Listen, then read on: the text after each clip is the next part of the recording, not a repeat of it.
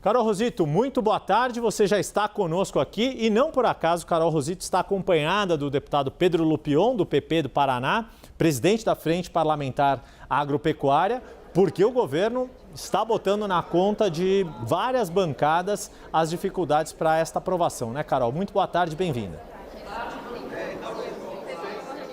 Oi, Yuri, boa tarde para você, boa tarde para o deputado também, obrigada aqui pela presença do senhor. Isso, olha, a gente está acompanhando esse dia que promete ser movimentadíssimo aqui na Câmara e também muito possivelmente lá no Senado. Tudo vai depender do andamento dessa medida provisória que o governo agora está correndo literalmente contra o tempo para tentar ver esse texto aprovado, porque como você disse, né, Yuri, promete trazer aí quase 20 bilhões de reais para os cofres, para as contas do ano que vem.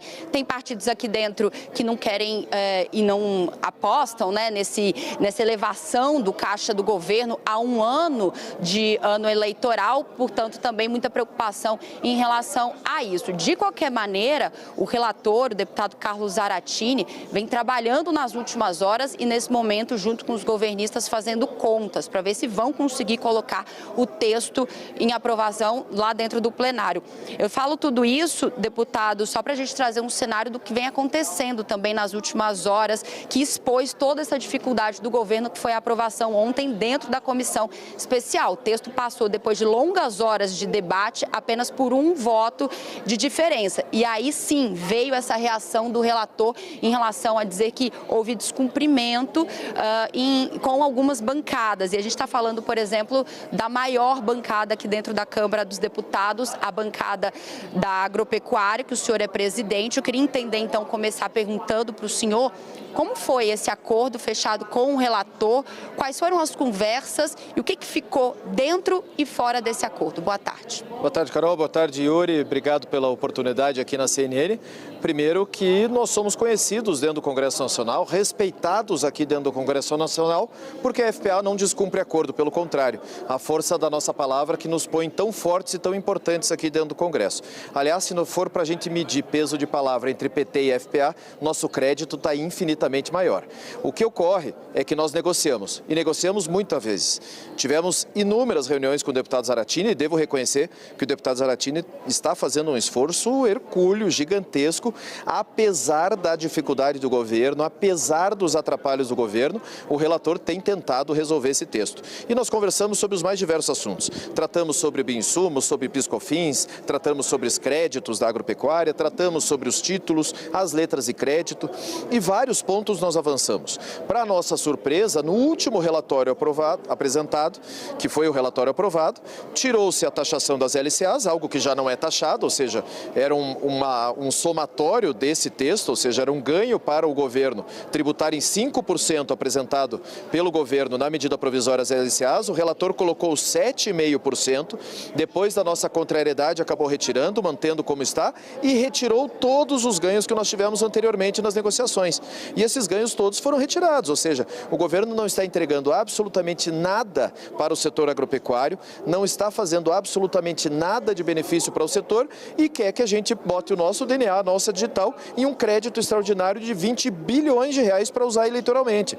Isso não vai acontecer, isso não se trata mais da agropecuária, se trata do governo, que eu sempre tenho dito, que gasta errado, gasta mal, não tem responsabilidade fiscal e faz com que cada vez a gente tenha que dar uma contribuição diferente aqui dentro do Congresso. Isso foi no arcabouço, foi na transição, foi no imposto de renda, foi na tributária, foi no CARF e foi em cada uma das medidas que vieram para o Congresso Nacional, sempre dizendo, nós precisamos disso para salvar o ano, nós precisamos disso para equilibrar as contas, nós precisamos disso para salvar o país. E cada vez vem um pedido diferente em relação a isso. E dessa vez é a mesma coisa. Fazem uma tempestade dizendo que são 20 bi que vão faltar para fechar as contas, sendo que o governo não faz exatamente nada contrário a isso para economizar gasto, diminuir custo e ter responsabilidade e austeridade fiscal.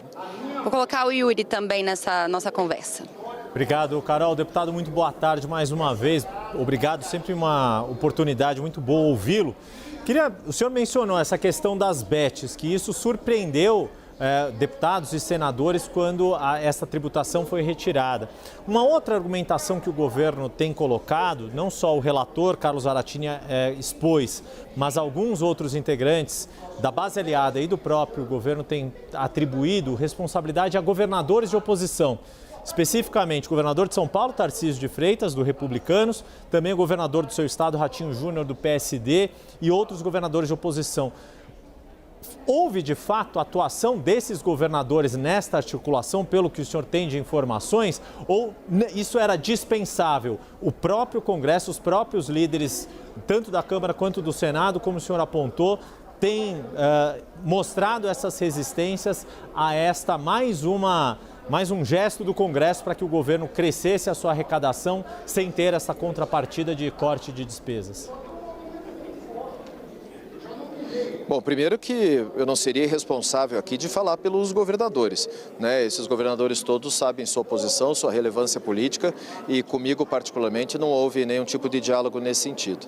O que a gente tem percebido aqui é que os próprios líderes partidários, mesmo do dito centrão, de partidos que têm posições dentro do governo, têm se posicionado claramente contrários. Meu partido, por exemplo, é o Progressistas, é importante a gente falar esse PP com muita clareza para não ter nenhuma confusão, mas é o Progressistas, que está com questão fechada contrária a essa medida provisória. Eu sei que há movimentos no União Brasil, há movimentos no próprio PSD, né, do ministro Kassab, secretário Kassab, há também movimentos dentro do Republicanos, ou seja, há uma consciência clara dos líderes partidários de que seria mais uma medida extremamente pesada para quem gera emprego, para quem gera renda, para fazer uma arrecadação especial para o governo. Lembrando que eu sempre disse isso e repeti isso ontem para o próprio ministro Fernando Haddad, que a coisa mais positiva que tinha, aliás, a única coisa positiva que tinha nesse projeto era justamente a questão da tributação das bets.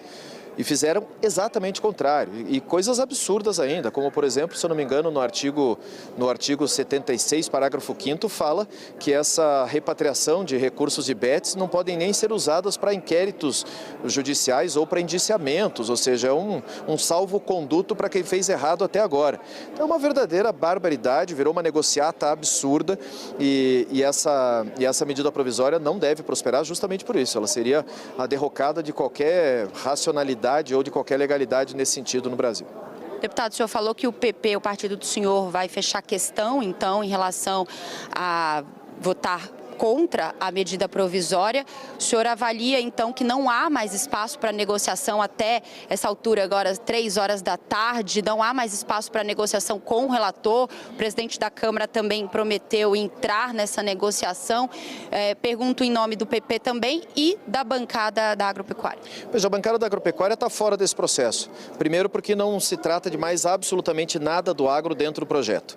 Está completamente fora do projeto. Não foi atendido em absolutamente nada e não está sendo tributado, ou seja, não estamos mais nesse processo. Quanto ao Progressistas, aqui, enquanto eu aguardava para entrar ao vivo com vocês, ligação do meu líder, deputado Dr. Luizinho, convocando para as 16 horas a reunião de bancada para fechamento de questão. Então, o que se pode negociar nesse momento, que não se foi negociado no texto até agora? Vamos lembrar o seguinte, essa arrecadação extra, esse volume financeiro que tanto falam, dos 17 ou 20 bi, a questão do IOF está valendo, esse consórcio entre executivo e judiciário, essa boa relação entre a presidência da República e o Supremo, já fez valer a questão do IOF que nós derrubamos aqui dentro do Congresso. Isso está funcionando, está sendo arrecadado, ou seja, esse dinheiro está à disposição do governo, não precisa fazer uma nova medida. Aliás, a partir do momento que o Supremo derrubou a decisão da Câmara dos Deputados, poderia efetivamente ter recolhido essa medida provisória, porque ela não tem mais sentido absolutamente nenhum. É mais um caixa, é mais um adendo para um governo que quer ficar fazendo benefício social, quer ficar fazendo benesses para a população, pensando e visando, obviamente, o modo eleição que eles ligaram já há bastante tempo. Então, existe essa consciência dentre os líderes, existe essa consciência dentro dos parlamentares. Já visto o resultado da votação de ontem.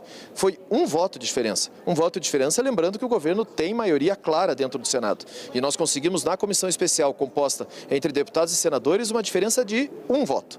Então, é uma questão que o governo está desesperado, extremamente delicada, mas que não vejo mais tempo necessário ou tempo hábil para poder fazer uma mudança clara de posições aqui dentro para garantir a aprovação. Tá certo. Deputado, agradeço imensamente a presença do senhor, a participação. Yuri, volto com você. Muito obrigado, Carol Rosito, e ao deputado Pedro Lupion, do PP do Paraná e presidente da Frente Parlamentar Agropecuária, pela disponibilidade de estar conosco aqui. Qualquer novidade, Carol Rosito nos informa. Deputado, também, qualquer novidade, tiver decisão desta reunião de bancada, manda um zap para a gente também. Obrigado, um bom trabalho para ambos aí em Brasília.